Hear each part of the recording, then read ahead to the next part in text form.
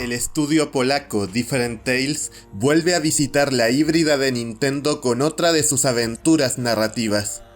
En este caso, le toca el turno a un título que apareció el 2020 para móviles y PC, que mezcla la fórmula de novela interactiva con el universo de un conocido juego de rol de mesa, como es Hombre Lobo: El Apocalipsis. Pero no te preocupes si no has oído hablar del estudio ni de este universo sobrenatural, ya que estamos ante un juego muy accesible en lo jugable y en lo narrativo. No en vano, este juego proviene de los mismos creadores que nos trajeron Wanderlust Travel Stories, una aventura de texto ya analizada en este canal y que nos ponía en la piel de un puñado de viajeros en distintas partes del mundo, con un tono y unas motivaciones bastante sobrias y realistas. Aquí tenemos una historia en el universo de Hombre Lobo, pero que mantiene la misma premisa jugable de leer y tomar decisiones. Esto implica que tanto la narrativa como la jugabilidad tienen sus diferencias y restricciones con respecto al título anterior. Para empezar, solo existe una historia en este Heart of the Forest, donde tomamos el papel de Maya, una estudiante americana pero de ascendencia europea, que tras soñar durante toda su vida con un misterioso bosque, descubre que sus respuestas están en una pequeña villa cerca de la frontera entre Polonia y Bielorrusia. Pero no estamos hablando de un lugar apacible, ni mucho menos, ya que al llegar nos topamos con una protesta que aboga por la preservación del bosque y que se opone a las prácticas de los leñadores de la zona, desatando un clima hostil y polémico que se adueña del pueblo, involucrando a la policía, las clases políticas del país e incluso a las fuerzas primigenias de la naturaleza, que de alguna forma están relacionadas con nosotros. Esta no es solo una premisa interesante basada en hechos reales, sino que marca el ritmo que seguiremos en este título, con una introducción muy sosegada y algo extensa para presentarnos a los distintos bandos en conflicto, y una segunda mitad mucho más directa, donde entramos de lleno en terreno sobrenatural, y centrada en explicar las peculiaridades de los Garou, que es como se conoce a los licántropos en este universo rolero. El sistema de juego, como ya hemos dicho, hace énfasis en leer mucho texto, en inglés otra vez, y seleccionar opciones que cambian nuestra forma de afrontar las situaciones, pero hay ciertos cambios que alteran de forma sensible la fórmula original y la acercan, en cierta medida, a una partida de rol.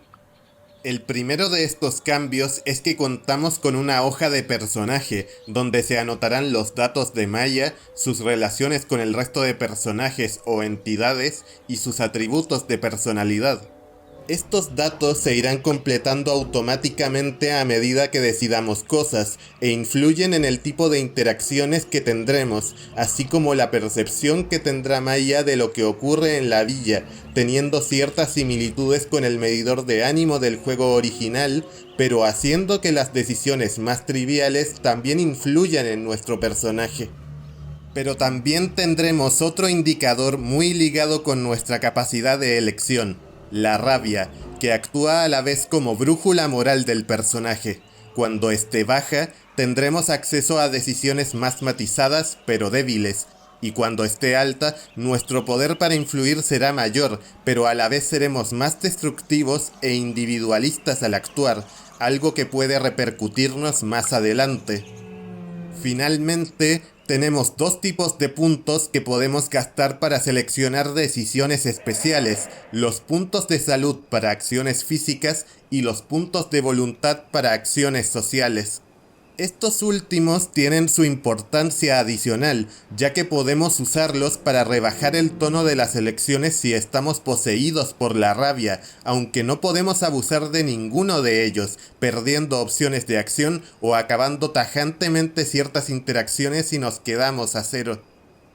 Todos estos cambios buscan hacer de la historia algo más maleable y tenso para el jugador, habiendo varias soluciones para afrontar el conflicto, dependiendo de los lugares donde vayamos, la gente que apoyemos o el cómo intervengamos para resolver problemas, lo que desembocará en uno de 5 finales posibles. pero lo cierto es que el desarrollo antes de esa conclusión no se siente tan diferente de una partida a otra, empezando por la duración, de unas 3 a 4 horas.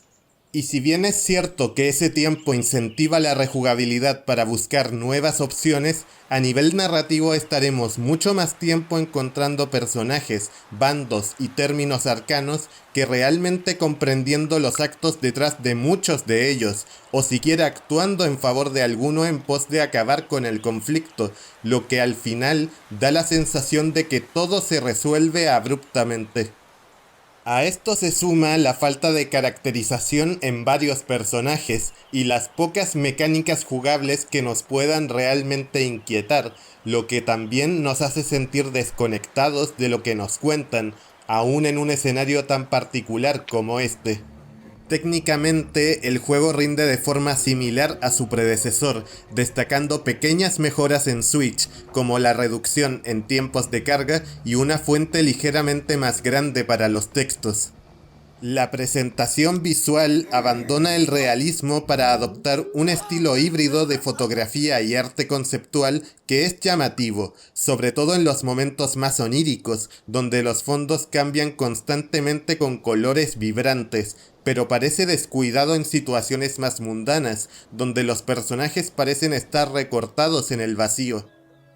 La música es mayormente ambiental y por lo general busca mantenerte en tensión, destacando que añade matices nuevos al aumentar nuestro nivel de rabia. Heart of the Forest es un videojuego con buenas ideas para trasladar una fórmula narrativa a un universo completamente distinto, pero que se queda corta en la inmersión del jugador en su historia. En ese sentido, hay que valorar el cómo introduce los conceptos del juego de rol para nuevos jugadores y los factores que pueden variar la historia sin sacrificar la accesibilidad, pero en un conflicto tan cambiante y con tantos actores involucrados, creo que hace falta una mayor profundización en las motivaciones de cada uno y más variedad en las mecánicas para implicarnos de verdad en todos los temas tratados aquí. Es cierto que estos parámetros funcionan mejor con Wanderlust, un juego sobre viajes individuales donde los objetivos no son tan concretos, pero creo que incluso ahí se exploraba mejor el peso jugable y emocional de tomar decisiones y se le daba a cada relato una duración más acorde a lo que necesita, por lo que lo considero un juego más ambicioso y más logrado que su sucesor.